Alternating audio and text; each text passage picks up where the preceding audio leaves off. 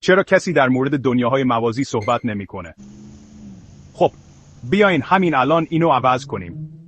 توی یه آینده نه چندان دور، یه تیم از دانشمندها و مکتشفهای شجاع یه کشف خیلی بزرگ میکنن. دروازه زمان.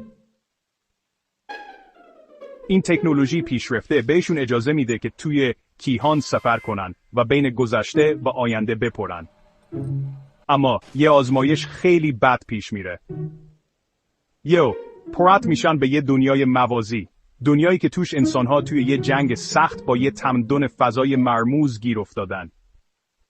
دکتر آریا، مغز متفکر پروژه، امیر، پژوهشگری که گذشتهش ولش نمیکنه، و لیلا، فضانورد شجاع رو ببینید. اونا باید با هم توی این دنیای جدید راهشون رو پیدا کنن، با نسخه های دیگه خودشون روبرو بشن و یه راهی برای برگشتن به خونه پیدا کنن. آیا میتونن دنیاشون رو نجات بدن یا برای همیشه توی زمان گم میشن؟ منتظر ماجراجویی های علمی تخیلی هیجان انگیزتر باشید.